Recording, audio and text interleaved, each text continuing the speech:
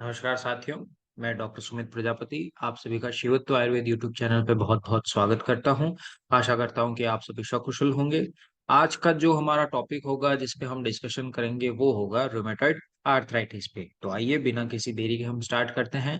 सबसे पहले हम इसके इंट्रोडक्शन की बात करते हैं। So RA is systemic auto immune disorder affecting multiple joints of body. ये एक ऑटो इम्यून डिसऑर्डर है जो कि बॉडी के मल्टीपल जॉइंट्स को अफेक्ट करता है। RA is one of the most common chronic inflammatory arthritis affecting 0.5 to 1% of the population worldwide। यानी कि पूरे विश्व में 0.5 to 1% पॉपुलेशन जो है वो RA से कहीं ना कहीं अफेक्टेड है।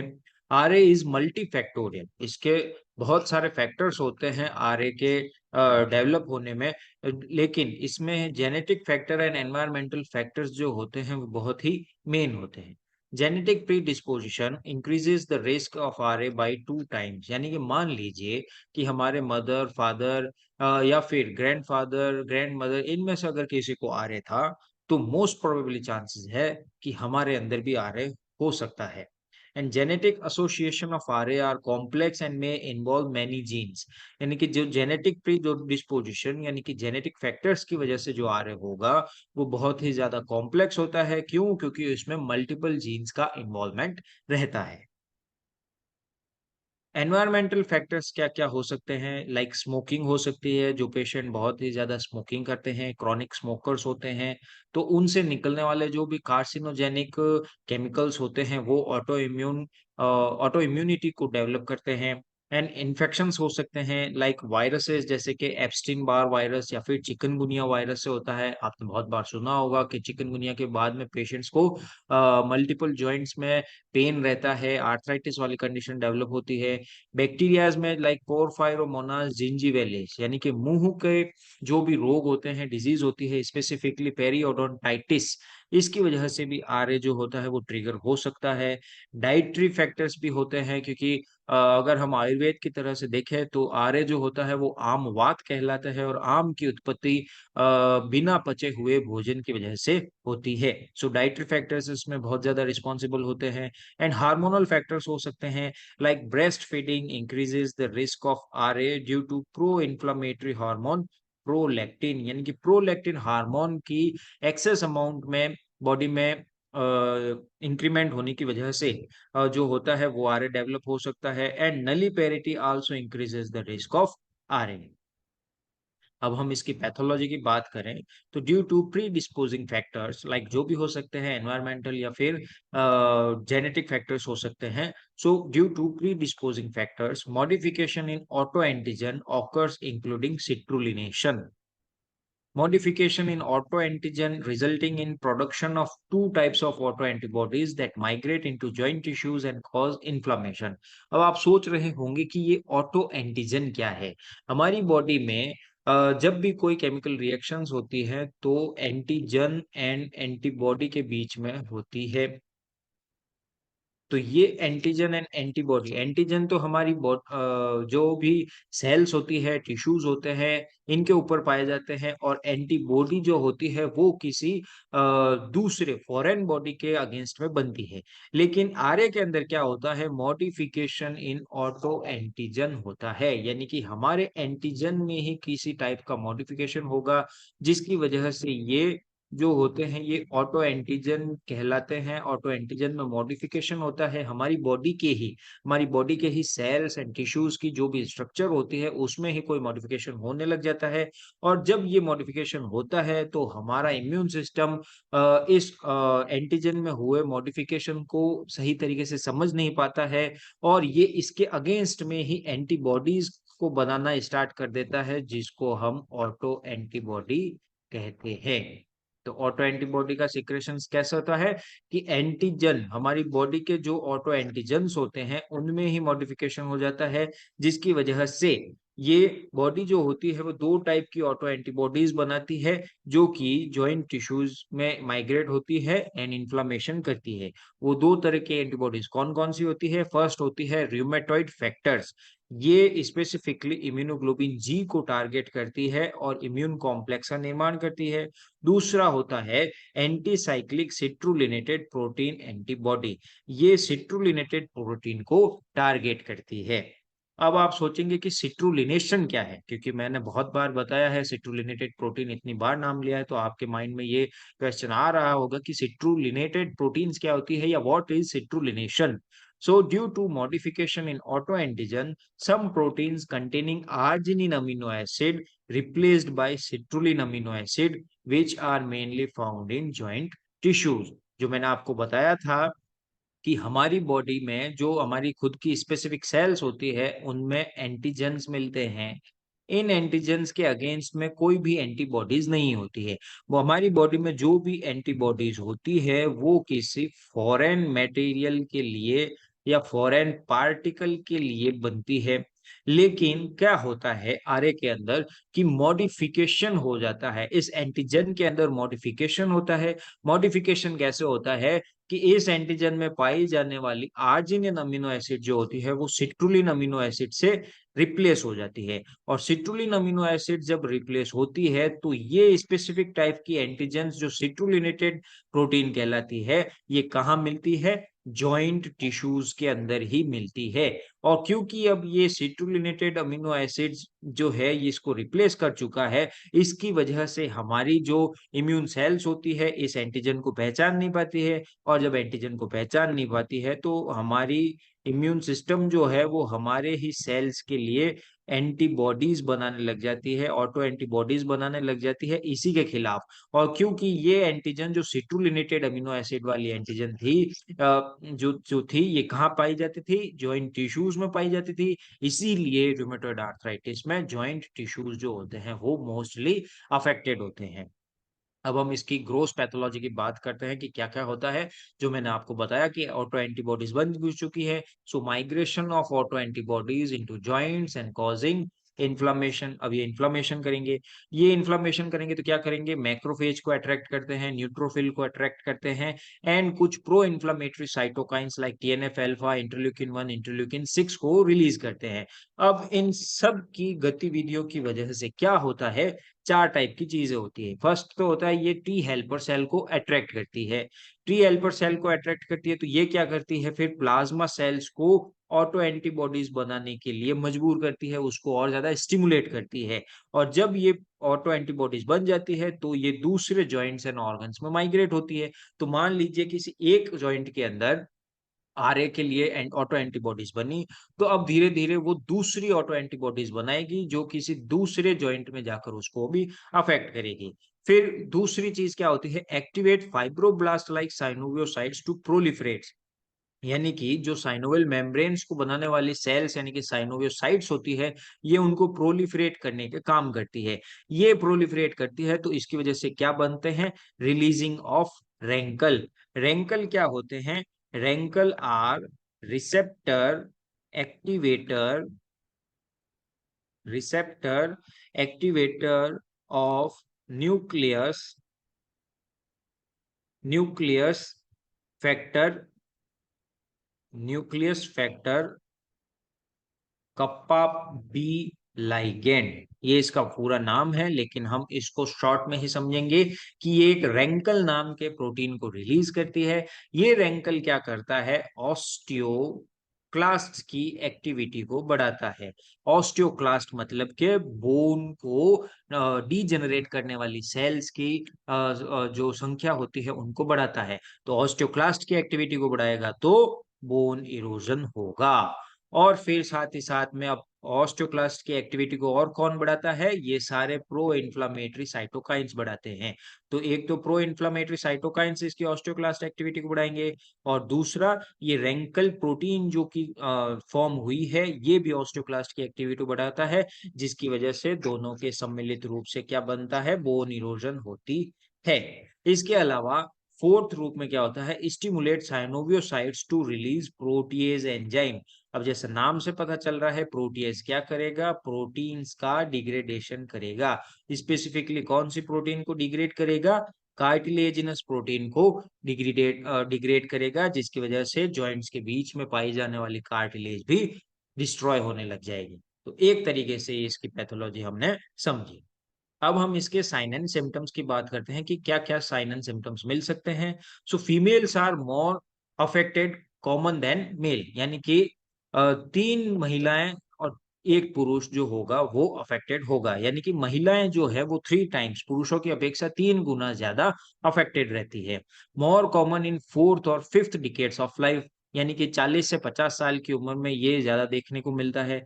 Onset of 6 month is early RA, यानी कि मान लीजिए आरए का अटैक हमें आए हुए ज़्यादा नहीं 6 महीने हुए हैं, तो ये एक अर्ली आरए है। इसको हम इसका प्रोग्नोसिस अच्छा होता है, इसको हम अर्ली ट्रीट कर सकते हैं। अगर 6 मंथ से 2 साल हो चुके हैं, तो ये एक एस्टेब्लिश्ड आरए है, इसको निकालना बहुत मुश्किल चीज़ होती है। एंड अबाउ 2 इयर्स है, तो ये एडवांस्ड आरए कहलाता है। अर्ली सिम्पटम्स क्या-क्या हो सकते हैं, लाइक फैटिगेबिलिटी, बहुत ज़्यादा थकान महसूस करेगा, वेट लॉस हो सकता है, पुअर एपेटाइट, पेशेंट जो होगा एनोरेक्सिक होता, उसको कुछ भी खाने की इच्छा नहीं रहेगी, भूख कम लगेगी, मायल्जिया हो सकता है, वो मसल्स पेन होगा, पैरास्थीसिया होगा, यानी कि उसकी जो स्किन होगी वो हाइपर रिएक्टिव होगी, हाइपर एक्टिविटी होगी, यानी कि उसको जो भी सेंसेशंस होंगे वो बहुत ही एक्सेस अमाउंट में फील होंगे। इसके अलावा आर्टिकुलर इन्वॉल्वमेंट्स हो सकते हैं, यानी कि जॉइंट्स के अंदर क्या-क्या चीज़ें देखने को मिलेगी। Onset is insidious and present as a chronic symmetrical polyarthritis, यानी कि ऑनसेट जो होगा वो ग्रेजुअल तरीके से होगा, इंसीडियस तरीके से होगा, एक्यूट नहीं होगा कभी भी, धीरे-धीरे, धीरे-धीरे ये ओवर द टाइम बढ़ेगा। And present as chronic symmetrical polyarthritis. Symmetrical polyarthritis का क्या मतलब है कि मान लीजिए लेफ्ट साइड में अगर आरए के सिम्पटम्स मिल रहे हैं, तो राइट साइड में भी आरए के सिम्पटम्स मिलेंगे। ऐसा नहीं है कि बॉडी के किसी एक पार्ट में ही आरए होगा, जो भी होगा वो सिमेट्रिकल राइट एंड लेफ्ट दोनों में एक समान होगा। अगर राइट नी का इन्वॉल्वमेंट है, तो लेफ्ट नी का भी इन्वॉल्वमेंट होगा, राइट हैंड का इन्वॉल्वमेंट है, तो लेफ्ट हैंड का भी इन्वॉल्वमेंट होगा। Affected joints are warm, painful and swollen. Restricted movements मिलेगी, specially in morning after sleep, यानी कि मॉर्निंग स्टिफनेस मिलेगी। पेशेंट जब भी नींद से उठेगा तो उसको ये प्रॉब्लम होगी कि उसके जो जॉइंट्स हैं वो बहुत ही ज्यादा स्टिफ रहेंगे, जकड़े हुए रहेंगे, उनको अपनी नॉर्मल मोबाइलिटी में आने में बहुत ही ज्यादा टाइम लगेगा। इसको हम मॉर्निंग स्टिफनेस बोलते हैं। तो पेशेंट जो होगा इसकी भी कंप्लेन कर सकता है। MCP, MTP and PIP joints are affected more. MCP क्या, मेटाकार्पोफैलेंजियल जॉइंट्स, एमटीपी क्या, मेटाटार्सोफैलेंजियल जॉइंट्स एंड पीआईपी क्या, proximal interphalangeal joints. MCP means metacarpophalangeal joints, यानी कि हमारे रिस्ट और मेटाकार्पल बोन्स के बीच का जो जॉइंट्स होता है वो बहुत ज्यादा अफेक्टेड होता है। एंड मेटाटार्सल फैलेंजियल जॉइंट्स, यानी कि हमारे पैर की टार्सल बोन्स और मेटाटार्सल बोन्स के बीच का जो जॉइंट्स होता है वो बहुत ज्यादा अफेक्टेड होता है। And PIP joints, PIP means proximal interphalangeal joints. Proximal interphalangeal joints कौन सा होता है, ये वाला। ये वाला जो जॉइंट्स होता है, ये बहुत ही ज़्यादा अफ़ेक्टेड देखने को मिलता है। इसमें भी प्रॉक्सिमल इंटरफैलेंजियल जॉइंट्स जो होते हैं, वो मोस्टली अफ़ेक्टेड होते हैं। लेकिन ऑस्टियोआर्थराइटिस में डिस्टल इंटरफैलेंजियल जॉइंट्स जो होते हैं, वो बहुत ज़्यादा अफ़ेक्टेड होते हैं। तो ये एक डिफरेंशियल डायग्नोसिस करने का तरीका हो सकता है कि आरए के अंदर जो होते हैं, ये प्रॉक्सिमल इंटरफैलेंजियल जॉइंट्स ज़्यादा अफ़ेक्टेड रहते हैं, लेकिन ओए यानी कि ऑस्टियोआर्थराइटिस में डिस्टल इंटरफैलेंजियल जॉइंट्स बहुत ज्यादा अफेक्टेड रहते हैं। इसके अलावा ulnar deviation of MCP joints, MCP means metacarpal phalangeal joints, हाथ का जो जॉइंट्स है, रिस्ट जॉइंट जिसको हम बोल सकते हैं, वो उसके अंदर अल्नर डेविएशन देखने को मिलेगा। Wrist anterior subluxation of metacarpal heads and medial dislocation of extensor tendons, यानी कि ये जो भी फिंगर्स होंगी ये अल्नर डेविएशन यानी कि लेटरली डेविएट होंगी। तो इनके अंदर क्या-क्या मिलेगा, मेटाकार्पल फैलेंजियल जॉइंट्स जो होते हैं, ये वाले, ये जो जॉइंट्स होते हैं मेटाकार्पल फैलेंजियल जॉइंट्स जो होते हैं, इनके अंदर अल्नर डेविएशन देखने को मिलता है। फिंगर्स जो होती है वो लेटरली डेविएट होती है। Swan neck deformity means hyperextension of PIP joints and flexion of DIP joints. Hyper extension of PIP, PIP means proximal interphalangeal joints. तो इसका हाइपर एक्सटेंशन देखने को मिल रहा है, यानी कि ये जो है वो बहुत ही ज्यादा हाइपर एक्सटेंडेड है, क्योंकि जो उंगली होती है उसको हम एक रेंज से अबव मोशन में नहीं ला सकते हैं, लेकिन इसके अंदर हाइपर एक्सटेंशन देखने को मिलता है। उंगली जो पीआईपी जॉइंट होता है वो बहुत ही ज्यादा एक्सटेंडेड होता है। And flexion of distal interphalangeal joints, यानी कि ये जो कंडीशन होती है ये फ्लेक्शन की कहलाती है। So this is flexion of distal interphalangeal joints and this is hyper extension of proximal interphalangeal joints. तो ये जो डिफॉर्मिटी होती है ये स्वान नेक डिफॉर्मिटी कहलाती है। इसके अलावा बॉचनियर या फिर बटन होल डिफॉर्मिटी भी मिलती है। इसमें क्या होता है, hyper extension of the DIP joints and flexion of the PIP joints, यानी कि ये स्वान नेक डिफॉर्मिटी का ही अपोजिट फॉर्म है। इसके जैसा कि आप देख सकते थे, स्वान नेक डिफॉर्मिटी में पीआईपी जॉइंट्स में तो हाइपर एक्सटेंशन था, लेकिन इसमें पीआईपी जॉइंट्स में फ्लेक्शन है। और स्वान नेक में डीआईपी यानी कि डिस्टल इंटरफेरेंजियल जॉइंट्स में तो फ्लेक्शन था, लेकिन इसमें डिस्टल इंटरफेरेंजियल जॉइंट्स में हाइपर फ्लेक्शन है, ऐसा हाइपर एक्सटेंशन है। ऐसा क्यों होता है? क्योंकि rupture of extensor tendon on the PIP joints, यानी कि एक्सटेंसर, ये पीआईपी जॉइंट्स की एक्सटेंसर सरफेस के ऊपर जो टेंडन होता है वो रप्चर हो जाता है। तो रप्चर होने की वजह से अब ये जो जॉइंट होगा वो एक्सटेंड नहीं कर पाएगा, एक्सटेंशन नहीं कर पाएगा। इसकी वजह से इसका जो टेंडन होता है वो टूट जाता है, टूटने या रप्चर हो जाता है, जिसकी वजह से ये जो उंगली होती है या पीआईपी जॉइंट्स जो होता है वो अब हाइपर एक्सटेंशन ना होकर फ्लेक्शन की स्टेट में ही रहेगा। इसीलिए इसमें पीआईपी जॉइंट्स यानी कि प्रॉक्सिमल इंटरफेरेंजियल जॉइंट्स जो होता है वो फ्लेक्शन में, and distal interphalangeal joints hyper extension में रहता है। तो ये चीजें मिल सकती है। इसके अलावा हिचिकर्स थम्स मिलता है, यानी कि जेड डिफॉर्मिटी ऑफ थंब। आप इस पेशेंट के थंब को देख सकते हैं कि ये जो थंब है ये ओवर एक्सटेंडेड है, एक तरीके से 90 डिग्री का एंगल बनता है। ये जो थंब है ये ओवर एक्सटेंडेड है, 90 डिग्री का थंब बनता है, तो इसीलिए ये जेड डिफॉर्मिटी भी कहलाती है, यानी कि ये, so it is Z shape deformity of thumb. इसको हम हिचिकर्स थंब बोलते हैं। देन बेकर्स सिस्ट भी मिलती है। बेकर सिस्ट क्या होती है? Tense, painful and tender cyst developing in popliteal fossa as a result of collection of synovial fluid. क्योंकि अब आप देख सकते हैं कि ये जो पॉप्लिटल फोसा था ये एक नॉर्मल पॉप्लिटल फोसा है, और इसके अंदर ये सिस्ट फॉर्मेशन हो रखा है जिसको हम बेकर सिस्ट बोलते हैं। नी जॉइंट्स के जो भी साइनोवियल फ्लूइड होता है वो धीरे धीरे इसके अंदर ऊज आउट होने लगता है, और ऊज आउट होने की वजह से इस फ्लूइड का कलेक्शन होता है, और इसकी वजह से ही एक बेकर सिस्ट बनती है जो बहुत ही ज्यादा टेंस होती है, पेनफुल होती है, टेंडर होती है।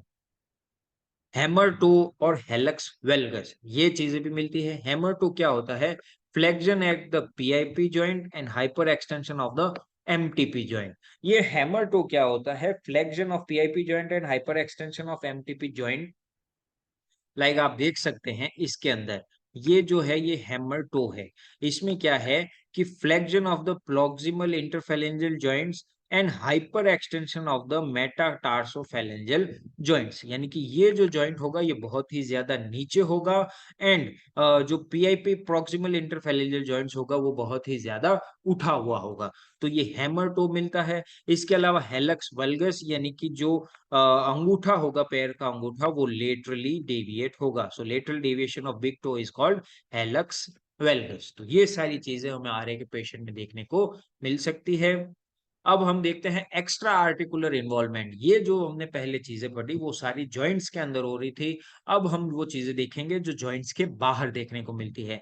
लाइक स्किन के अंदर पेनलेस एंड सबक्यूटेनियस नोड्यूल्स देखने को मिलती है, जो which develops around extensor aspects of elbow. Elbow means के इस कोहनी के एक्सटेंसर एस्पेक्ट्स पे हमें सबक्यूटेनियस नोड्यूल्स देखने को मिलेगी, जो कि आरए में मिल सकती है। आईज के अंदर स्क्लेराइटिस देखने को मिल सकता है। रेस्पिरेटरी सिस्टम में क्रिको आर्टिनोइड का आर्थराइटिस देखने को मिल सकता है, कॉजिंग डिस्फोनिया, स्ट्रीडर और डिस्निया। रिकरेंट प्लूरल इफ्यूजन देखने को मिल सकता है। रूमेटॉइड नोड्यूल्स में develop in lungs and may be cavitate, यानी कि ये जो स्किन के अंदर रूमेटॉइड नोडुल्स बन रही थी, वो नोडुल्स अब लंग्स में भी बन सकती है और अगर खुदा ना खास्ता अगर ये रप्चर हो जाती है, तो ये कैविटी भी उत्पन्न कर सकती है। इसके अलावा कार्पन सिंड्रोम भी देखने को मिलता है। कार्पन सिंड्रोम क्या होता है कि रूमेटॉइड आर्थराइटिस प्लस न्यूमोकोनियोसिस वाली कंडीशन दोनों जब साथ में देखने को मिलती है, तो उस कंडीशन को हम कार्पन सिंड्रोम कहते हैं। न्यूमोकोनियोसिस क्या होता है, इसके ऊपर मैंने ऑलरेडी एक वीडियो बना रखा है, प्लीज वो वीडियो जरूर देखिए। इसके अलावा कार्डियोवैस्कुलर सिस्टम जो होता है वो बहुत ही रेयरली इन्वॉल्व होता है, लेकिन कभी-कभार पेरिकार्डाइटिस की कंडीशन या फिर मिट्रल और एओर्टिक रिगर्जिटेशन की कंडीशन देखने को मिल सकती है। एंड नर्वस सिस्टम में carpal tunnel syndrome and tarsal tunnel syndrome देखने को मिल सकता है। ऐसा क्यों? क्योंकि metatarsal phalangeal joints and metacarpal phalangeal joints जो होते हैं वो बहुत ही ज्यादा अफेक्टेड होते हैं, जिसकी वजह से carpal tunnel and tarsal tunnel syndrome देखने को मिल सकता है।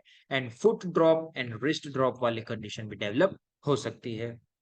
अब हम देखते हैं डायग्नोसिस। हमने साइन एंड सिम्टम्स की बात तो कर ली, लेकिन अब हम इसको डायग्नोस किस तरीके से करेंगे मॉडर्न के व्यू से। सबसे पहले हम ईएसआर करवाएंगे, जो कि रेज्ड देखने को मिलेगा एंड 100 ml पर आवर से भी ज्यादा रेंज में देखने को मिल सकता है। सीबीसी करवाएंगे, जिसमें हमें नॉर्मोक्रोमिक नॉर्मोसाइटिक एनीमिया देखने को मिल सकता है। सीआरपी करवाएंगे, सी रिएक्टिव प्रोटीन, जो कि एक लीवर प्रोटीन होता है, जो कि इन्फ्लेमेटरी कंडीशंस में निकलता है। ये बहुत ही ज़्यादा हाई अमाउंट में देखने को मिल सकता है। रूमेटॉइड फैक्टर्स जो होता है वो 70 टू 80% केसेस में पॉजिटिव देखने को मिल सकता है। एंटीबॉडी टू एंटीसाइक्लिक सिट्रुलिनेटेड पेप्टाइड्स, जो मैंने आपको बताया था फर्स्ट स्लाइड में कि एंटीसाइक्लिक सिट्रुलिनेटेड पेप्टाइड्स क्या होते हैं कि हमारी बॉडी में जो सिट्रुलिनेटेड प्रोटीन होती है ये कहाँ बनती है? सिट्रुलिनेटेड प्रोटीन्स बनती है हमारे जॉइंट्स के अंदर। तो जॉइंट्स के अंदर जो सिट्रुलिनेटेड प्रोटीन थी उसके अगेंस्ट में जो प्रोटीन एंटीबॉडीज बनती है उनको हम एंटी सीसीपी एंटीबॉडीज बोलते हैं, जो कि आरए के लिए 96% स्पेसिफिक होती है। यानी कि अगर ये एंटीबॉडीज पॉजिटिव आती है, इसका मतलब कि पेशेंट को 96% चांसेस है कि उसको आरए हो सकता है। इसके अलावा साइनोवियल फ्लूइड का एस्पिरेशन करवा सकते हैं, जिसमें हमें न्यूट्रोफिल्स की प्रेजेंस देखने को मिल सकती है एंड प्रोटीन कंटेंट भी देखने को मिल सकता है। इसके अलावा डायग्नोस करने का एक और दूसरा तरीका है, जिसको हम एसीआर क्लासिफिकेशन बोलते हैं फॉर रूमेटॉइड आर्थराइटिस। इसके अंदर हमें 4 चीजें देखने को मिलती है, जिसको हम स्कोरिंग करते हैं। जॉइंट इन्वॉल्वमेंट सबसे पहले देखते हैं कि अगर एक लार्ज जॉइंट इन्वॉल्व है, लार्ज जॉइंट में नी जॉइंट हो सकता है, हिप जॉइंट हो सकता है, एल्बो जॉइंट हो सकता है, शोल्डर जॉइंट हो सकता है।